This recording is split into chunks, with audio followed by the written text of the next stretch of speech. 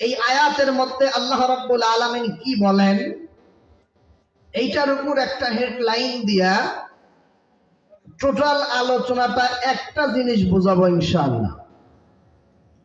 তরজমাটা হলো, আল্লাহ রাব্বুল আলামিন এমন একটা কিতাব আপনাকে আমাকে দিলেন, যেই কিতাবের মধ্যে সন্দেহ নাই কিতাবটা পথ প্রদর্শক মুত্তাকিনদের জন্য। সবচেয়ে বড় কথা হলো, এই কোরআনটা এমন একটা সময় আমার মালিক নাজিল করেছিলেন। কোরআন নাজিল করার আগে রিজালুল্লাহকে যখন দুনিয়াতে পাঠাইলেন, ওই সময়টা ছিল হলো বরবারে আরব, যেটাকে আমরা জানি আইয়ামে জাহেলিয়া, মূর্খতার যুগ, বরবারে আরব। এই বরবারে আরবের মধ্যে প্রত্যেকটা নবীকে আল্লাহ রাব্বুল আলামিন পাঠাইছিলেন।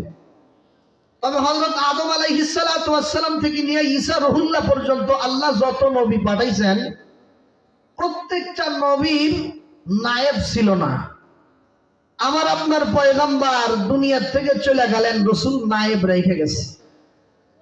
রাসূল বলেন, ইন্নাল উলামা ওয়ারাসাতুল আম্বিয়া, উলামায়ে কিরাম নবীদের ওয়ারিস। বাবার ওয়ারিস সন্তান, বাবার সম্পত্তি কারা পায়? সন্তানই তো পায়। কথা বল ঠিক কিনা? রাসূল চলে গেছেন, কিতাব রেখে গেছেন।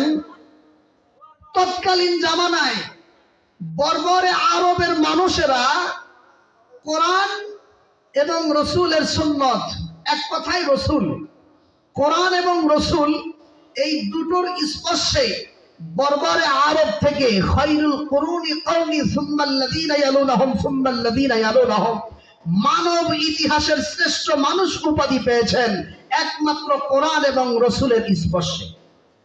এই বর্বরে আরবের মানুষগুলা, রসুল চলে গেছেন, কোরআন রেখে গেছেন, রসুলের ওয়ারিস যারা ওলামায়ে কিরাম এখনো দুনিয়াতে আছে না নাই? আছে। এক কথায় কোরআনও আছে, রসুলের ওয়ারিসও আছে। তৎকালীন জামানায় যদি মানুষ সোনালী যুগের মানুষ হতে পারে, মানব ইতিহাসের শ্রেষ্ঠ মানুষ যদি হতে পারে, এখন আমি আপনি কেন হতে পারি না? এখন বোঝেন, আমার আলোচনার টোটাল হেডলাইন হলো, পাইলাম কি, ধরলাম কি, ছাড়লাম কি। কথা বুঝে আসতেছে? আলোচনার হেডলাইন। বাড়িতে গেলে যদি জিজ্ঞায় যে কি অশ্বিনে আসলা, যদি বলতে পারেন তাহলে কিন্তু কপালে ভাত নাও থাকতে পারে। আলোচনার হেডলাইন, পাইলাম কি, ধরলাম কি, আর ছাড়লাম কি। এই প্রশ্নটা হলো আপনার নিজের কাছে। এই প্রশ্নটা যে আপনি করবেন, হেডলাইনটা মুখস্থ করবেন, আপনি এটা মুখস্থ করবেন আপনার নিজেকে প্রশ্ন করে, যে পাইলাম কি, ধরলাম কি, ছাড়লাম কি। বর্বরে আরবটা কেমন ছিল বুঝাইতে গেলে আমরা এতটুকু জানি, জানা ওয়াকিয়া, দাহিয়াতুল কলবির জীবন থেকে যেটা নেওয়া, এটা শুনলে একটু আন্দাজ করা যায় যে হ্যাঁ, বর্বরে আরবটা কেমন ছিল।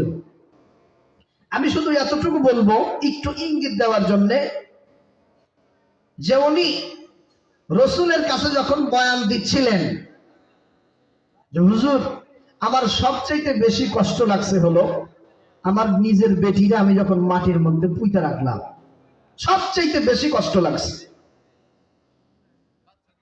আল্লাহ রসুল শোনা শুরু করলেন, দাহিয়াতুল কলবি বলা শুরু করলেন, হুজুর আমি 4 বছরের জন্য বাহিরে গেলাম, বিবিকে বলে গেলাম যে তোমার গর্ভে ছেলে আছে না মেয়ে আছে, এটা আমি তুমি কেউ জানি না, তবে যদি জন্মগ্রহণ করে, যদি ছেলে হয় আমার মতো করে মানুষ করবা, আর যদি মেয়ে হয় তাহলে ওই জামানার মধ্যে মেয়ে সন্তান জীবনে জন্ম নেওয়া অপমানজনক,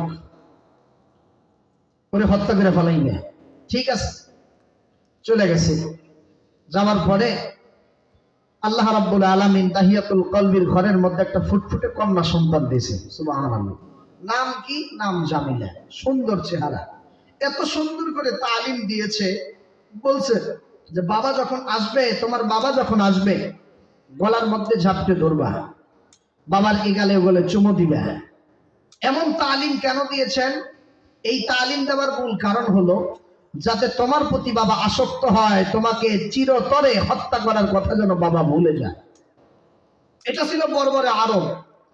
আসলেন ঘরের মধ্যে, যখন ঢোকে ঘরের কোণার থেকে একটা ফুটফুটে চেহারাওয়ালা বাচ্চা আব্বা আব্বা বলে ডাক দেয়। আব্বা আব্বা বলে যখন ডাক দেয়, গলার মধ্যে জাপটে ধরে ফেলেছে। ডাকদা বলতেছে, আব্বা এতদিন আপনি কোথায় ছিলেন?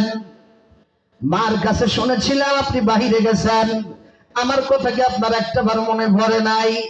এই কথাগুলা বলে আর বাবার গালের মধ্যে চুমো দেয়। ডাকদা কয়, বিবি বল, এই বাচ্চা কার? এই বাচ্চা কার? বলে, পানের স্বামী বাচ্চা হলো আপনার। কি বলেছিলাম আমার কথা কি তোমার স্মরণ নাই? বলে, স্মরণ আছে কিন্তু আমি পারি নাই। কারণ হলো আমি মা, বাবার দ্বারা যেটা সম্ভব, আমি জনম দুঃখিনী মার দ্বারা সেটা সম্ভব নয়। রাত পোহায় যাবে, রাত্রিবেলা বাবার বুকের উপর মাথা দিয়ে জামিলা ঘুমায়। সকাল যখন হয়, পানের স্বামী ডাকদা বলতেছে, ও বিবি, আমার কন্যাকে সুন্দর করে সাজায় দাও। কেন? অনেকদিন পর আসছি, একটু বাহিরে যাই, একটু বেড়াই আসি, গ্রামের কি হালত তা তো জানি না। সাজায় দেওয়া হয়েছে। মা চিন্তা করতেছে, কালকে যে নকশা দেখাইছে জামিলা, মন সাক্ষী দিতেছে ওর বাবা বুঝি ওর প্রতি আসক্ত হয়েছে, আর মনে হয় মারবে না। সাজায় বাবার হাতে তুলে দিয়েছে। বেটি জামিলাকে নিয়ে বাবা যখন ঘর থেকে বের হয়ে যখন সামনের দিকে রওনা দেয়, এরে মুসলমান ভাইরা আমার, বাবা যখন রওনা দেয়, দেখবেন আমরা যখন মাদ্রাসায় যাইতাম, খুকনি মাদ্রাসার দিকে যখন যাইতাম, ভাতুরিয়া মাদ্রাসার দিকে যখন যাইতাম, অত্যন্ত ছোট্ট যখন ছিলাম, ছোট্ট রাস্তা দিয়ে যখন আমি ছোট্ট অবস্থায় হাঁটতেছিলাম, আপনারাও দেখবেন, আপনারা যদি কখনো কোথাও যদি ঢাকার বাড়িতে যদি চলে যান, দেখবেন দরজের বিবি রাস্তায় দাঁড়ায় থাকে না, বাড়ির গেটের কাছে দাঁড়ায় থাকে একজন, তার নাম হলো মা। জামিলার মা তাকে আছে, বেটিরে কোথায় নিয়ে যায়? যখন আড়াল হয়ে যায়, কিছু রাস্তা যাওয়ার পর খনন করতেছে। ডাকদাকে, আব্বা এই জায়গার মধ্যে কেন খনন করেন? ব্যাপার তো বুঝতে পারতেছি না। বলে, বেটি একটু দাঁড়া, আমার একটু কাজ আছে। কিতাবের মধ্যে লেখেন কাজটা কেমন। উনি যখন খুঁজতেছিলেন, ওই সময় বিটি জামিলা এসে বাবার এই চুলের মধ্যেকার, গায়ের পোশাকের মধ্যেকার ধুলাবালি গুলা ঝেড়ে দেয়। ডাক দেখো, আব্বা ময়লা ময়লা ময়লা।